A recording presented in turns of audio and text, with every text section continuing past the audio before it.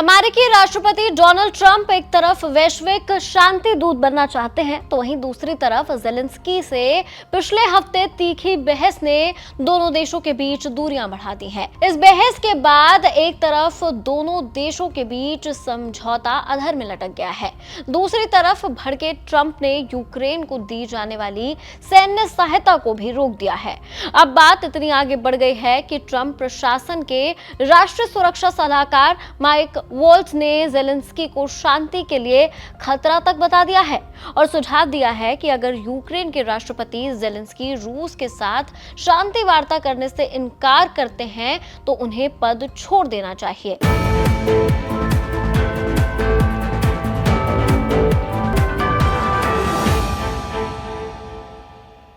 ये विवादित बयान वॉशिंगटन में हुई एक महत्वपूर्ण बैठक के बाद आया है। कुछ दिन पहले हुए बैठक में ट्रंप और उपराष्ट्रपति जेडी वेंस की ज़ेलेंस्की के साथ तीखी बहस हुई थी।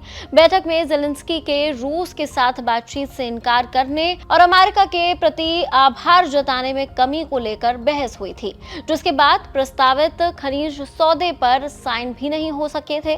सलाहकार के साथ साथ अमेरिकी हाउस स्पीकर माइक जॉनसन ने भी इसी तरह की बात कही है। जॉनसन यूक्रेन के राष्ट्रपति के लिए कहते हैं उन्हें समझदारी दिखानी होगी और कृतज्ञता के साथ वार्ता की मेज पर लौटना होगा या फिर किसी और को देश के बागडोर संभालनी चाहिए।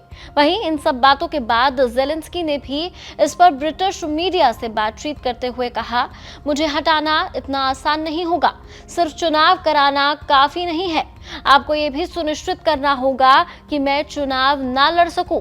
ये उनके लिए आसान नहीं होगा। इसका मतलब है कि आपको मुझसे ही बात करनी होगी।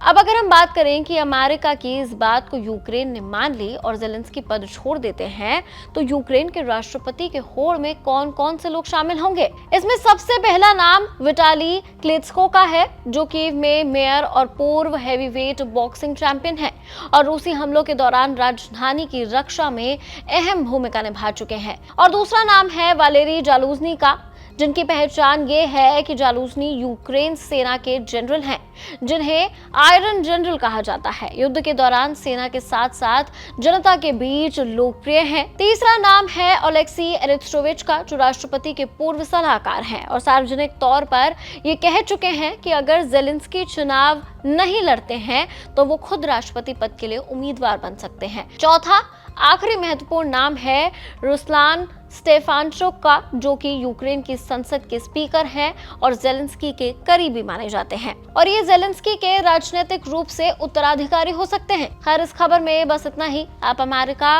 और यूक्रेन के बीच मचे इस उठापटक पर क्या सोचते हैं, हमें कमेंट कर जरूर बताएं। आपके लिए खबर लिखी थी हमारे साथी साहिल ने, मैं थी आपके साथ सृष्टि गोयल। देखते रहिए एबीपी लाइव।